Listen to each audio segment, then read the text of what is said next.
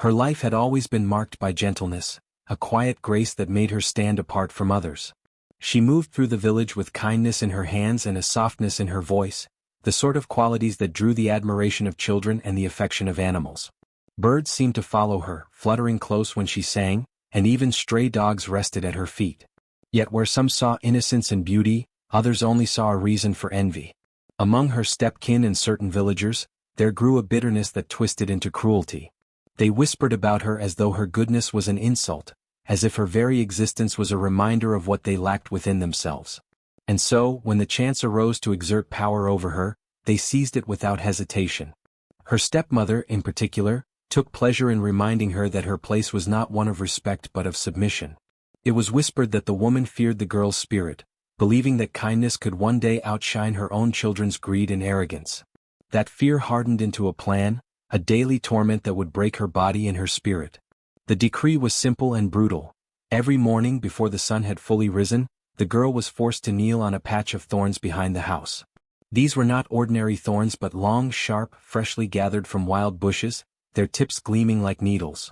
They were scattered deliberately, arranged so that every point pierced her skin when she sank to her knees. The first time it happened, she cried out in agony, her small frame trembling as the thorns punctured her flesh. Blood trickled down her shins and stained the earth beneath her, but her cries were met with cold laughter. Her stepkin stood nearby, their eyes alight with satisfaction, as though each drop of her pain was a victory. Villagers who passed by would sometimes stop to watch, whispering cruel jokes or shaking their heads in mock pity. They called her weak, mocked her tears, and insisted that this punishment was proof she was unworthy of kindness. Some said it was to teach her humility, but in truth, it was nothing more than envy feeding on her suffering. Day after day the torment continued. The girl's knees grew raw, the skin torn and scarred, yet she endured it silently. At first she wept openly, her tears mixing with the dirt and blood, but soon she learned to swallow her cries, holding them in her chest like secret prayers. She found herself speaking quietly to the earth beneath her, whispering as though the soil might hear her pain. At times she would imagine the thorns were alive, listening to her suffering, drinking in her blood and her tears. She began to wonder if they remembered her, if they knew her pain better than any human around her. The villagers believed this punishment had broken her. They smirked when she limped through the streets, her steps uneven from the wounds. They pointed when she winced while carrying water or when she paused to rest, clutching her knees. To them, she was no longer the gentle girl admired by children and animals but a figure of ridicule, proof of cruelty's power. And yet, beneath her silence, something was stirring. For every thorn that pierced her, for every drop of blood that fell to the earth, a strange sense of endurance began to take root. Her pain was no longer just suffering, it was becoming a seed of something greater, though no one yet recognized it. At night, when she lay alone, she would trace the scars on her legs, whispering to herself that the day would come when her suffering would mean something. She did not know how, but she felt it deep in her bones. She noticed how the thorns seemed sharper when pressed against her skin, as if they were eager to drink her blood. She noticed how the earth beneath her knees sometimes pulsed faintly with warmth, almost as though it were responding to her pain. Though she could not explain it, she began to sense that her torment was not being forgotten. It was being recorded by the very ground, etched into the roots and soil where her blood fell. The cruelty did not lessen. If anything, her stepkin grew bolder, forcing her to remain on the thorns longer each day, mocking her silence. They laughed when she stumbled afterward, laughed when she bled, and laughed when children imitated her limp. Yet what they failed to see was the way her eyes were changing. They no longer held only sorrow but also a quiet resilience, a strange stillness that unnerved even those who tormented her. Something within her was awakening, and though no one could see it clearly yet, the thorns had begun to play their part in shaping her fate. What was meant to break her was, instead, planting the foundation of her strength. The thorns that dug into her flesh were not only symbols of cruelty, they were becoming instruments of something greater. In silence she endured, and in that silence the seeds of vengeance were being sown. The girl, once mocked as weak, was being forged into something neither her stepkin nor the villagers could ever have imagined. Her mornings began in agony. The first rays of the sun had not even broken fully across the village when she was dragged to the patch of thorns behind the house.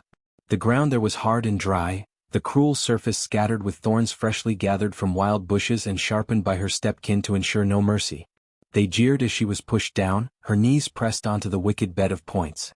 Immediately the sharp ends tore into her skin, slicing through flesh with ease, and blood welled up in dark streams, soaking into the earth below. She tried at first to hold back her cry, to swallow it so they would not hear her pain, but the thorns drove so deep that a strangled sob escaped. That single sound was all it took for laughter to erupt behind her. Her stepmother and step-siblings stood watching, their faces twisted with delight. To them, her suffering was not tragedy but entertainment, proof that their cruelty was power. They pointed at the way she trembled, at the way her hands clutched at the dirt for support, and they laughed as if her pain was a joke only they could enjoy. Her tears fell freely, mixing with the blood, darkening the earth into clumps of red mud. Every drop seemed to vanish instantly, swallowed by the soil as though the ground itself was thirsty for her suffering. But no one noticed or cared. All they saw was her hunched form, shivering, her knees bleeding onto the unforgiving ground. The villagers passed by sometimes, pretending indifference but unable to hide their curiosity. Some shook their heads in false pity, muttering that she deserved it, that she needed to learn humility. Others smirked openly, joining in the mockery, calling her weak, saying that only tears and blood came from her instead of strength. They pointed at the bloodstains that had spread wide across the dirt, crimson halos marking the spot where she knelt every day, and sneered that even the earth was ashamed of her. For them, her bleeding knees were not wounds but proof that she was less than human, a creature made only for torment. The pain was unbearable, yet she did not resist. She knew that if she tried to stand, they would only force her down again, pressing harder until the thorns sank deeper. And so she knelt, shaking with each pulse of pain as the sharp points stabbed her bones, as blood dripped down her shins in rivulets. Her clothes, once simple but clean, became stained with brownish-red blotches, never fully washing out no matter how she tried. Her legs became covered in scars, the skin raw and cracked, reopening with each day's punishment. She moved through the village afterward with stiff steps, every limp a visible reminder of her torment. Children mimicked her, hobbling and laughing, as if her suffering was a game to entertain them. Each day the ground beneath her grew darker. The patch of earth where she was forced to kneel no longer looked like ordinary soil. It seemed to drink her blood greedily, leaving the dirt damp even when the sun shone bright overhead. Small insects gathered there unnaturally, crawling through the crimson-soaked ground as though drawn to it. Even animals avoided the spot, stray dogs skirting around it, and birds that once perched nearby flew away whenever she was dragged there. Though she noticed these strange signs, the others did not. They were too busy with their laughter, their delight in seeing her squirm, too blind to realize the ground beneath their feet was changing, storing every drop of her pain. Sometimes, as the blood ran down her legs, she whispered to herself, a quiet prayer that no one else could hear. She asked why the earth allowed such cruelty, why her life had been reduced to bleeding knees and mockery. But her voice was drowned by their laughter. Her stepmother's voice rose above all, sharp and cruel, taunting her to cry louder, mocking her weakness, and laughing as though every sob were a triumph. The girl clenched her jaw, forcing herself to endure, though her body trembled with each wave of pain. She refused to give them the satisfaction of more screams, though her silence only seemed to amuse them further. At night, when she lay down to rest, the pain throbbed through her legs. She could not sleep without feeling the ghost of the thorns still piercing her. Her sheets became stained with spots of blood that refused to fade, a silent testimony to the cruelty she endured each day. Yet even in this endless torment, she began to sense something stirring beneath the surface. The thorns that pierced her seemed almost alive, as though they were listening. The earth that drank her blood seemed heavier, as though it remembered. Her suffering was not vanishing into silence, it was being collected, stored in places unseen. Still, she did not speak of it, for who would believe that her blood carried weight beyond pain? And so the days passed, one after another, her bleeding knees a ritual of humiliation. The laughter of others rang louder than her cries, their cruel joy greater than her agony. To them, she was nothing but a weak girl kneeling on thorns, a spectacle to satisfy their envy and malice. But beneath the surface of the earth, where her blood soaked deepest, something else was forming, silent and unseen. Her torment was not forgotten. Her pain was not wasted. The thorns that cut her flesh were taking root in ways no one could yet imagine, preparing for a reckoning that would silence every laugh that once rose above her cries. The earth had always been silent beneath her, a bed of dust that bore the weight of footsteps, the mark of hoes, and the pounding of drums during the village festivals. Yet on those cruel days, when her knees pressed into the cruel thorns, her blood would drip steadily into the ground, mingling with the tears that fell silently down her face. At first, it seemed like nothing more than the natural course of suffering, her pain dissolving into the soil the way rain sinks into the thirsty land. But over time the earth began to notice. The ground beneath her body absorbed not only her blood but her despair, her grief, and her strength. Each drop carried her story, and the soil, heavy with centuries of memory, began to stir with a quiet awareness. It started faintly, like the hum of an old song carried on the wind. The roots beneath the surface shivered, recognizing the rhythm of injustice in the beat of her sobs. The rocks buried deep in the earth shifted ever so slightly, disturbed by the weight of cruelty laid upon such innocence. Even the ants crawling nearby paused as though they too had felt a tremor of something unearthly awakening. The ground did not roar or quake in violence, but it whispered, low, deep, and unseen. Only those who had suffered long enough could feel its subtle language, and she, kneeling in torment, became the one to hear it first. Her palms pressed into the soil as she tried to steady herself, and she felt warmth instead of cold. It was as if the earth itself reached out to her, telling her she was not alone. Every thorn that pierced her skin was a message carried down into the land, planting seeds of defiance. The soil drank her suffering not as weakness but as a sacred offering, something that demanded acknowledgement. While the villagers mocked her, calling her fragile, the ground below them was gathering strength, weaving together every drop of her blood with roots and stones, storing it as memory, as promise.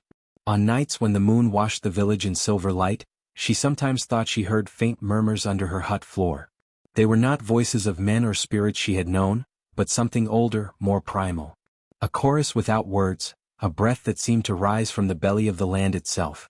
The whispers called to her, not in comfort, but in solemn recognition of her endurance. They seemed to say, we know. We see. We will not forget. These whispers were not bound by the cruelty of her kin or the blindness of her tormentors. They belonged to a realm that stretched far beyond human malice. As days passed, the earth began to show signs. The thorns, once sharp and cruel, sometimes seemed to soften beneath her knees, not enough to stop the bleeding but enough to make her feel that she was being cushioned by something unseen. The ground occasionally pulsed as if it carried a heartbeat, steady and protective beneath her trembling body. She noticed how the wind carried dust differently when she wept, swirling, gathering, almost shielding her for brief moments before scattering again. It was as though the elements themselves had begun to listen, conspiring in quiet defiance against those who sought to break her. Even the villagers, though blind in their cruelty, sometimes sensed an unease. Some complained of dreams filled with rumbling ground and shadows moving beneath the soil. Others awoke at night to the sound of faint rattling, like bones shifting in the dark earth. They dismissed it as superstition, but the whispers grew bolder with every drop of her pain. The earth was no longer just a witness. It had become an ally, a keeper of secrets, a vessel of vengeance that was slowly, silently being forged. One evening, when her blood soaked deeper than usual, she felt the soil quiver under her like a breath being drawn. She lifted her face from her hands and for the first time, did not cry out in despair but listened. The whisper rose steady, undeniable. It was not yet a roar, but it was a vow, an ancient murmur that promised the cruelty would not endure forever. And as the stars flickered above her, she knew with a certainty she could not explain. The earth itself had taken her suffering into its memory, and one day it would answer. The thorns that once lay still beneath her knees began to feel different with each passing day. At first, she thought it was her imagination, the result of pain so overwhelming that it blurred the line between reality and illusion. But then she noticed how they no longer remained rooted in the same position. They shifted ever so slightly, bending and twitching as if they were no longer bound by nature's calm stillness. Their edges grew sharper, their tips glistened with a strange wetness that was neither dew nor sap but something darker, almost as though they had been drinking from the blood she shed daily. Her agony was becoming their sustenance, her cries feeding their silent hunger. What once was mere punishment by human hands now carried something unholy, something alive. The villagers, in their cruelty, believed the thorns were simply nature's tools, convenient and merciless. But nature was never meant to act this way. The thorns seemed to pulse with a rhythm, a twitching beat that matched her trembling heart. Sometimes, when she pressed her weight against them, she swore they coiled like snakes, eager to pierce deeper, eager to taste more of her flesh. She no longer bled only onto the soil. The thorns themselves seemed to claim her suffering, storing it within their twisted bodies. At night, when she tried to rest, she could feel them even when they were not beneath her. A phantom sting haunted her knees, and in her dreams, the thorns stretched high into the air, curling like serpents around her body, whispering in a language she could not understand. She would wake with her skin cold, yet burning with the memory of their touch. The villagers saw only the visible wounds, laughing at the raw, red marks that grew worse with time, but they did not know that the thorns were changing with her, growing in ways that made her punishment more than just cruelty. It was becoming a living torment. Sometimes, when the wind passed through the ground where she knelt, the thorns rustled like dry grass, though no breeze touched them. The sound was faint but deliberate, a hiss that echoed her own muffled sobs. Children who dared to peek at her punishment swore the thorns moved when no one was near. They whispered that the thorns were alive, bending toward her as though drawn by invisible threads. Their parents silenced them, unwilling to entertain fears that challenged their cruelty, but the children were right. The thorns had learned to move. Her blood was no longer something they shed in vain. It had become their lifeline. With every drop, the roots deepened, thickened, and spread. She began to notice how the patch of earth where she suffered grew darker, richer, as though something unseen thrived beneath it. Small shoots of new thorns sprouted quickly around the original ones, rising faster than plants should, reaching toward her knees whenever she returned. They seemed to anticipate her presence, standing upright like soldiers ready to pierce. It was not just punishment anymore, it was a ritual feeding, a bond between her torment and the unnatural life of the thorns. There were moments when she thought they could hear her. When her cries rang too sharply, the thorns seemed to tremble, vibrating against her skin. When she bit her lip and stayed silent, refusing to give her tormentors the satisfaction of a scream, they pressed harder as if punishing her silence. She realized they had grown to crave the sound of her pain as much as her blood, twisting with agitation when denied their offering. It was as though they had become aware of her, attuned to her every movement and emotion, bending and tightening in response. The villagers continued their mockery, blind to the unnatural transformation happening before their eyes. They saw the spreading patch of thorns as a sign of her weakness, a place cursed by her presence, yet they never questioned why the plants grew faster there than anywhere else in the land. They never wondered why the thorns gleamed sharper, darker, almost metallic in their cruel shine. To them it was convenient, for the earth itself seemed to provide an endless bed of torment for her knees. To her, it was a terrifying truth. Her suffering had breathed life into something that should never have lived. One evening, when her blood ran warm and fresh into the ground, she felt the thorns twitch beneath her in a sudden jerk, like muscles tightening. She froze, her breath caught in her chest as the sharp points shifted and pressed without the aid of wind or touch. In that moment, she knew with certainty, they were alive and they were bound to her agony. Her pain had given them motion, her blood had given them hunger, and her endurance had given them purpose.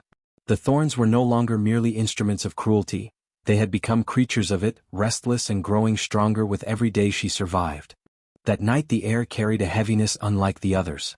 The sky was darker, as though the moon had chosen to dim its light to witness her torment in silence.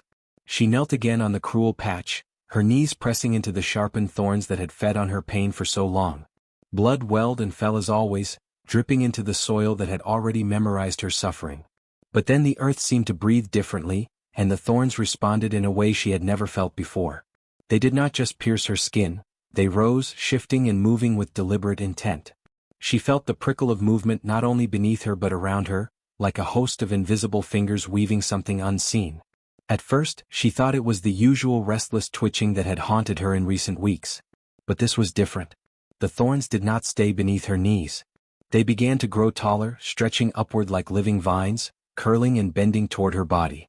Her breath caught as she tried to steady herself, watching in disbelief as the cruel plants lifted themselves from the ground, forming shapes no natural thorn had ever taken. Slowly they encircled her legs, rising higher, entwining as though they had been waiting for this moment to reveal their true strength. She wanted to pull away to escape, but she was frozen in awe and fear. The thorns no longer felt like instruments of punishment, they had become sculptors, molding something with her as the center. They wove tighter, sharper, and higher, spiraling upward until they pressed against her shoulders. Some bent softly against her skin, pricking but not piercing as though testing their touch. Others arched above her head, forming an eerie crown that glistened with drops of her blood. The points stood out like jagged jewels, crimson against the night, and the shape was unmistakable. It was a crown born not of gold or leaves but of agony. The villagers were asleep, their laughter absent, their cruelty momentarily silent. The night belonged only to her, to the soil, and to the thorns that had claimed her pain as their own. As she knelt, the plants did not stop with the crown. They twisted beneath her, rising higher until they lifted her body slightly from the ground. She gasped as her weight was no longer supported by her bleeding knees but by a woven seat of sharpened vines. It was not comfort, every edge still dug into her, but it was no longer punishment alone. It felt ceremonial, as if the earth itself had decided to raise her, to seat her upon a throne no human hand could destroy. Her tears fell freely, not just from pain but from the bewildering strangeness of it all. The whispers she had heard before in the soil seemed to grow louder, resonating now in her chest. She could not hear words, but the meaning pulsed through her like a heartbeat. The ground had chosen her. Her suffering had been accepted. And now, the thorns bore witness not only to her torment but to her endurance. They crowned her in blood, seated her in agony, and in doing so, marked her as something greater than the victim her tormentors had made her. The crown was heavy, pressing down against her brow, each thorn reminding her of the price she had paid to endure. The seat beneath her legs was sharp, yet it did not buckle. For the first time in her punishment she felt lifted, held by something more powerful than the cruelty of those who despised her. The pain did not vanish but it transformed, carrying a weight of meaning she could not yet name. She felt taller though she had not moved. She felt stronger though her body trembled. The thorns had turned her torment into a symbol, and in the silence of the night, the earth proclaimed her in its secret way. The stars flickered as if stirred by what was happening below. The wind moved gently, circling her as if in reverence. The crown dug deeper into her skin, drawing more blood, and yet she did not cry out. Instead, she closed her eyes and allowed herself to feel the strange unity of pain and power. The ground no longer seemed like the grave her tormentors intended to make of her. It felt alive, protective, dangerous in its loyalty. And as she sat upon the throne of thorns, crowned by her suffering, she knew something had shifted forever. The earth had chosen that night to change her story, and from that moment onward she would never again be just a girl on her knees. The night was silent except for the faint rustle of the thorns as they stirred with a will of their own. What began as a crown and a woven seat did not stop there. The plants were restless, hungry to shape more. Their sharp tips stretched higher, bending and curving as though guided by unseen hands. From the soil where her blood had seeped, new shoots erupted, thick and black, winding around each other like serpents. They grew with unnatural speed, curling upward and outward until their pattern became clear. It was no longer just a crown upon her head or a seat beneath her knees, it was a throne born from suffering, sculpted by agony. The thorns groaned as they intertwined, cracking and splitting as they thickened into pillars. Their growth seemed endless, spiraling upward as if they had drawn not only from her blood but from the very heart of the earth. She felt herself being lifted inch by inch as the throne raised her above the ground. Her breath trembled in her chest. For so long she had been forced low, made to bow to the cruelty of her kin, but now the very things meant to break her were carrying her higher. She rose above the dust, above the patch of ground that had drunk her pain for so many days, until her eyes could see beyond the huts, beyond the mocking shadows of those who had tormented her. Her tormentors had not yet awoken, yet it felt as though the throne had been built for their eyes to see. Its jagged arms spread wide like wings, its back rose tall with twisting spikes that gleamed in the moonlight, and its base was a coiled mass of living thorns that rooted deep into the soil. It was terrible and beautiful, frightening yet regal, a seat not carved by human skill but by the will of something older, darker, and greater. She sat upon it not as a girl in torment but as something transformed. The throne did not ease her pain, its every surface cut into her skin, but the pain no longer humiliated her. It crowned her, clothed her, and lifted her. As her body rose with the structure, she felt the whispers of the earth grow into a hum, vibrating through her bones. It was as if the soil itself sang in resonance with the throne, its voice a deep and endless murmur. She understood nothing and everything all at once. Her suffering had been received, her endurance had been acknowledged, and her throne was the answer. No human had given it to her, and so no human could take it away.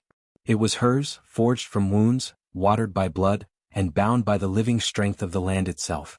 The thorns coiled around her arms like armrests, pressing into her flesh, yet shaping themselves to her frame. Their points dug in as though reminding her that her reign, if this was what it was, came at the price of unending endurance. The crown upon her brow pulsed, alive with her heartbeat, while the throne beneath her felt as steady as stone. She was no longer kneeling, no longer made to bow in shame. She was seated above them all, higher even than the tallest of her tormentors, lifted by the very cruelty they had used against her. The night wind shifted, carrying with it the faint creak of huts and the uneasy silence of animals. Somewhere in the distance, a dog whined, its ears pressed flat, sensing the unnatural change in the air. Birds stirred restlessly in the trees though no dawn had come. The earth's hum seemed to ripple outward, disturbing even those who had no part in her suffering. Nature itself bore witness to her rise, and though no villager's eyes yet watched, the world had already seen. She placed her bloodied hands upon the thorned armrests, wincing at the sting, yet refusing to pull away. The sharpness grounded her, tethered her to the reality of her body even as something far greater unfolded around her. The throne had not lifted her to comfort her, it had lifted her to reveal her. She was no longer hidden in the dust, a girl mocked in silence. She was displayed, raised high as a figure both terrible and holy, her body a monument of endurance carved not by choice but by destiny. The stars flickered violently above as though drawn to her. The moon emerged briefly from behind a veil of clouds, casting a silver glow upon the thorny structure, illuminating its dreadful beauty. The sight was undeniable, she was enthroned. Her tormentors would one day wake to see her not as a victim on her knees but as a figure exalted, unreachable, untouchable, lifted by the very earth they had scorned. The throne did not ask her permission, it declared her place, and she knew in that moment her suffering had been transformed into power. From pain had risen something eternal, something that no laughter, no cruelty, no hand of man could ever undo. The morning came heavy with a stillness the villagers had never felt before. When they gathered, expecting to see her kneeling once again in the dust with blood dripping into the soil, they froze in disbelief. She was not kneeling at all.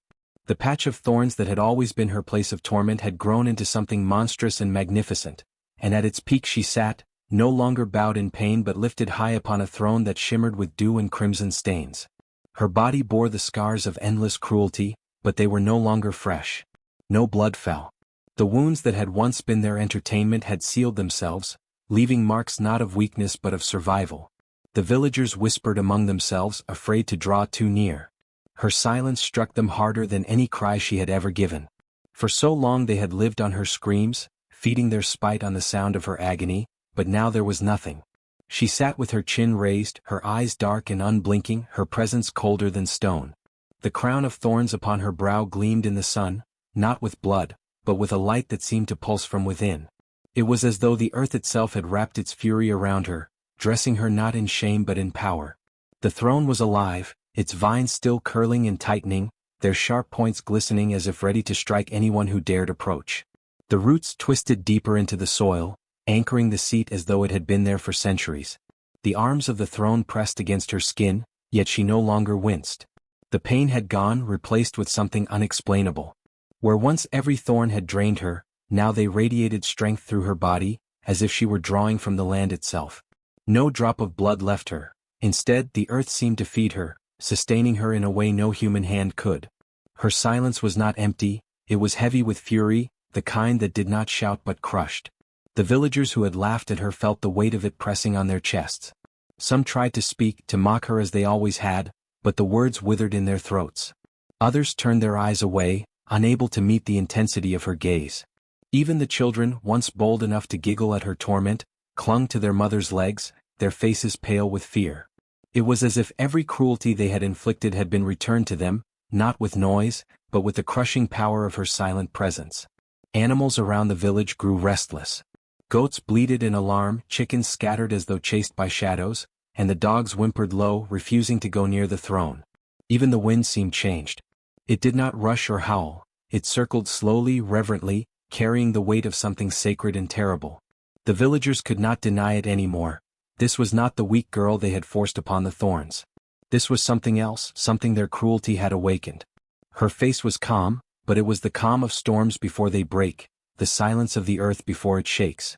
She did not smile, she did not frown, she only watched, her dark eyes glowing faintly as though reflecting fire unseen. The crown seemed fused to her, not a thing placed upon her but a part of her flesh, pulsing faintly with a rhythm that matched the beating of the soil beneath. The throne was no longer her prison. It was her weapon, her altar, her seat of vengeance. One man dared to step closer, muttering that it was nothing but witchcraft, that they should tear her down before her silence grew into curse. But the moment he neared, the thorns shifted, their points extending outward like the jaws of beasts. He stumbled back, his courage shattered, and no other villager dared try again. They realized, with dread sinking in their hearts, that the throne did not need her defense, it would defend her itself. She had bled for them, but now she bled no more. The earth had sealed her wounds, transformed her torment into might. Every thorn that once pierced her knees now stood as her soldiers. Every root that had drunk her pain now pulsed with her strength. She radiated power not in screams, not in shouts, but in silence that spoke louder than anything they had ever heard. And in that silence was a warning. The days of her humiliation were gone, and what rose in their place was fury made flesh. The throne groaned as if awakening to a command unspoken, its tangled mass of thorns stretching outward with unnatural speed. What had once been rooted in a small patch of earth now spread like wildfire across the ground, crawling, twisting, and reaching toward the huts that surrounded her. The villagers, who had gathered to stare at her in fearful awe, suddenly realized too late that they had not been spectators.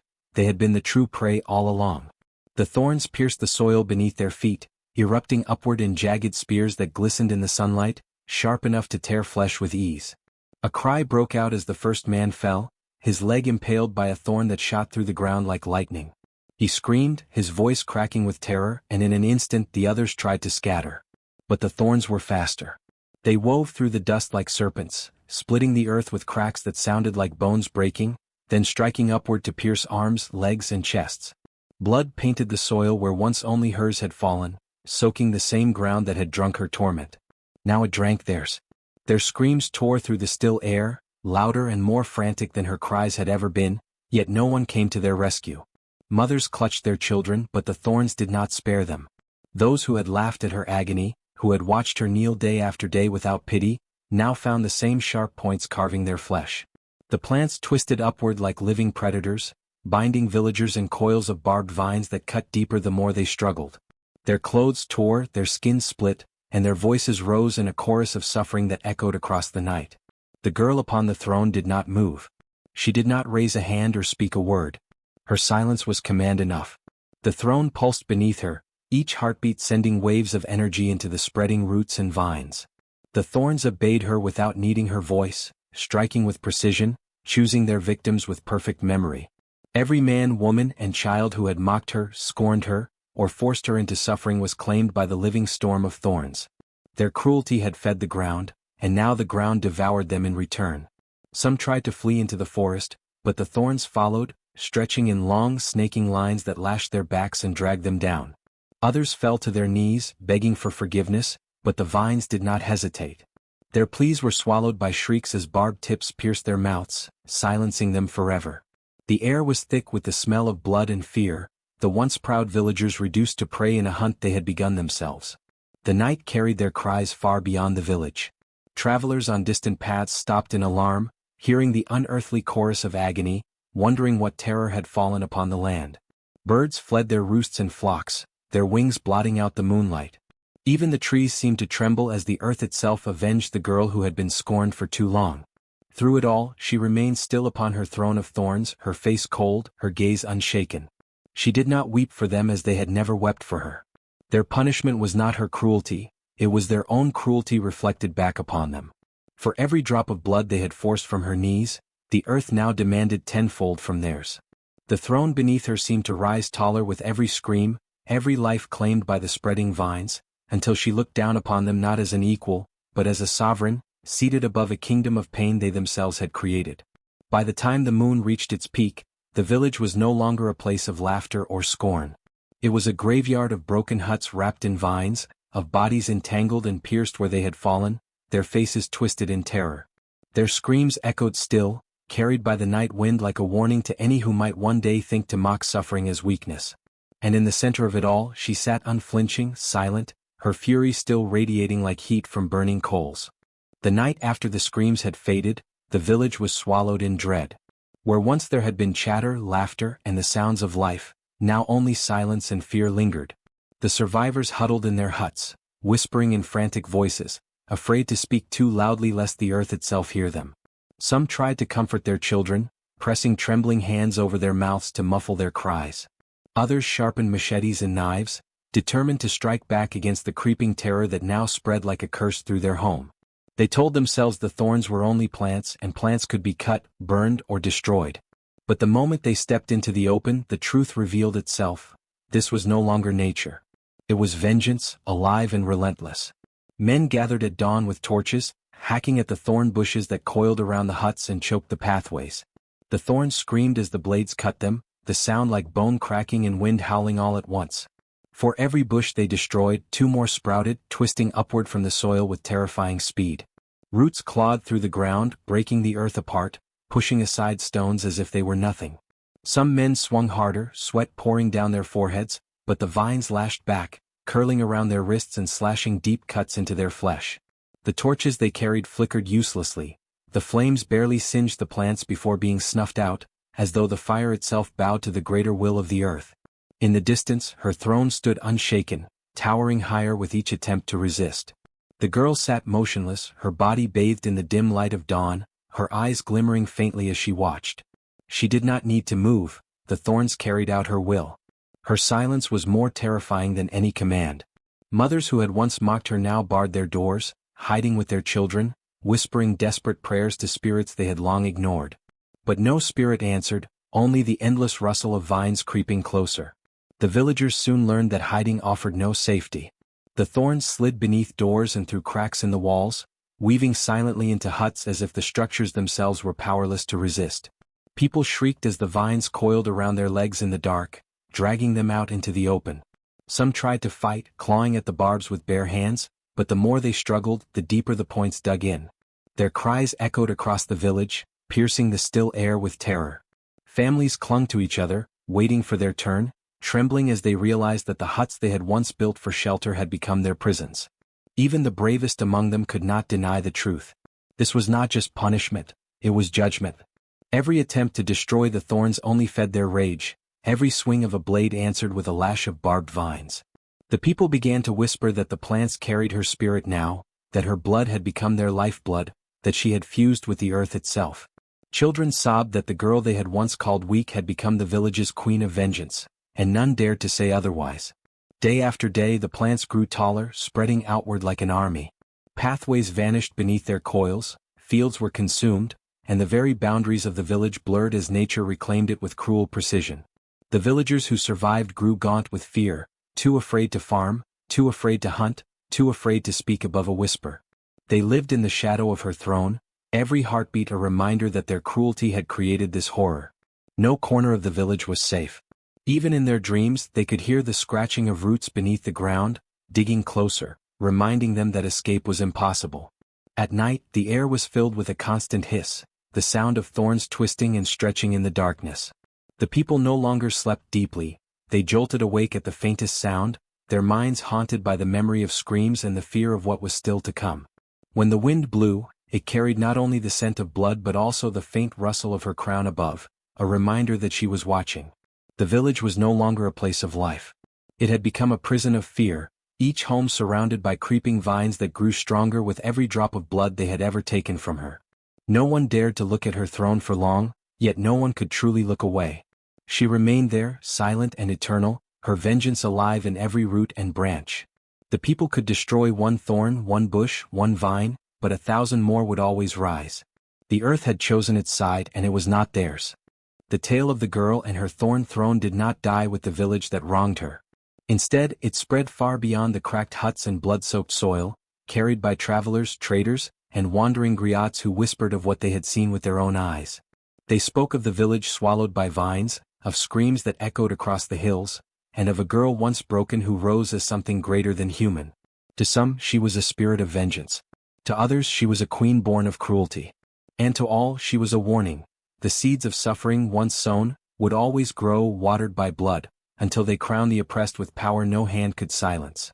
Elders in neighboring villages began to tell children, "Do not mock the weak, for the earth listens. Do not spill the blood of the innocent, for the thorns remember."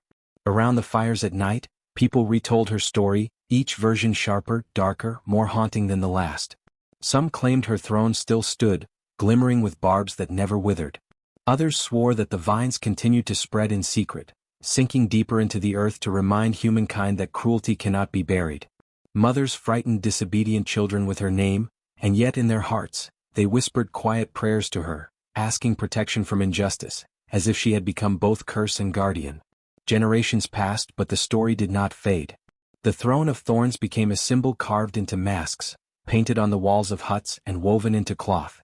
Warriors carried charms with thorn etchings, not to worship her, but to remind themselves never to abuse their strength. Leaders who sat upon stools of power were reminded by elders that every throne could twist into thorns if cruelty ruled their hearts. Some claimed to see her shadow in the forests, sitting silently upon her eternal seat, her eyes burning faintly in the dusk.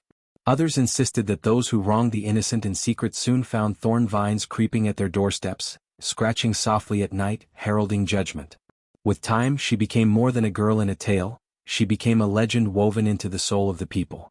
Songs were sung of her pain, dances reenacted her torment and rise, and in each performance, the final moment always ended with her sitting tall upon the thorn throne, silent yet unbroken. Children grew up knowing her name as surely as they knew their own, and each generation carried forward the lesson: cruelty never dies quietly. It grows. It twists. It returns with a fury greater than the harm that created it. There were those who tried to bury the tale, calling it superstition or a story to frighten fools. But even they could not deny the way people straightened their backs when reminded of her. Even they lowered their eyes when asked if they had ever mocked the weak. Her legend was not simply remembered, it lived, an unshakable root in the memory of the land. Some villages even built small stone shrines near wild thorn bushes, leaving offerings of food, water, and cloth as gestures of respect, believing that to honor her spirit was to protect themselves from her wrath. And so, the throne of thorns became more than a curse. It became a mirror. A warning to every hand that struck in cruelty, to every voice that mocked, to every heart that hardened itself against compassion. Those who heard her story knew that no act of cruelty was small, no pain inflicted ever forgotten. The earth itself would bear witness, and when the time was right, it would rise in vengeance, crowning the broken with power and seating them upon a throne built from the very suffering meant to destroy them. Her legend endured as long as people drew breath, whispered in fear and reverence, a tale carved into the bones of the land. And in every telling, the final words remained the same: cruelty planted in thorns will always grow, and one day, it will sit upon a throne.